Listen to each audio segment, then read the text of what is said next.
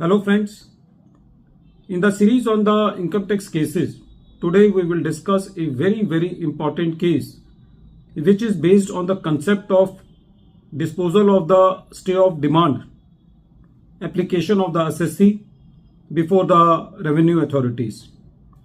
It has been seen generally that in a number of cases the assessments are completed in a high pitch manner in which the demand of the assessee is created in crores of rupees, and even the whole receipts of the assessee are being made taxable.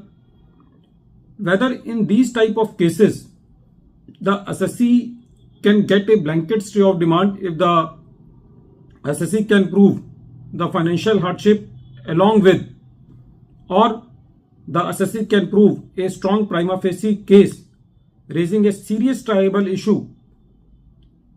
This issue has been taken up by Telangana High Court in the case of Chayatna Memorial Educational Society versus Commissioner of Income Tax Exemptions and others on 9th October 2023, and this case is reported in 469 ITR at page number 571.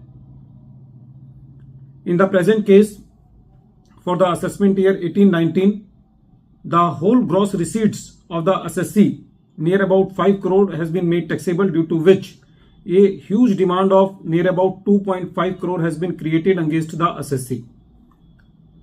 The assessee filed rectification application under section 154 through email, and the assessee also filed appeal before the first appellate authority, that is CIT appeal.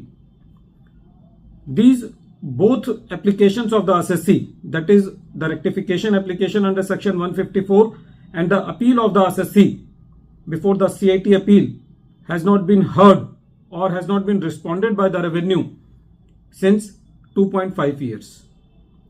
The assessee filed a stay application before the CIT exemption, and the CIT exemption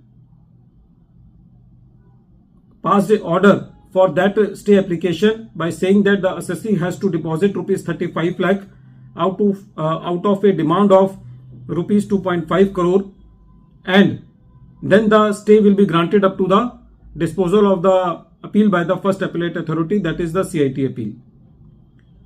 The assessee challenged this stay of demand order in the Telangana High Court through a writ petition. The assessee point was that the AO is duty bound to consider not merely the issue of financial hardship, but also a strong prima facie case raising a serious triable issue which has been raised by the assessee.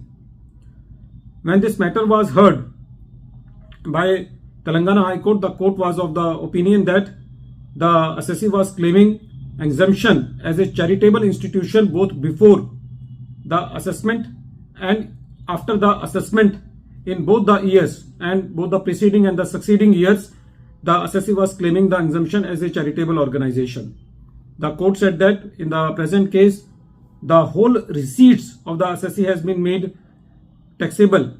So in a circumstances when the assessee was claiming exemption under section 12A, even before the demand was created and even after the demand was created, then in that case, even if the whole stay of demand will be given to the assessee, then in the present facts and circumstances, no prejudice will be caused to the revenue by accepting the stay of demand application of the assessee in toto. The court also said that in the present case, the revenue is sitting on the appeal of the assessee since last 2.5 years, and even the rectification application under section 154 has not been disposed of by the revenue. So in the present facts and circumstances, the court allowed the complete stay of the assessee till the disposal of the first appeal by the CIT appeal. Friends, nowadays this is a genuine hardship because the CIT appeal disposal is almost nil, and there are the appeals which are pending since last 6 to 7 years.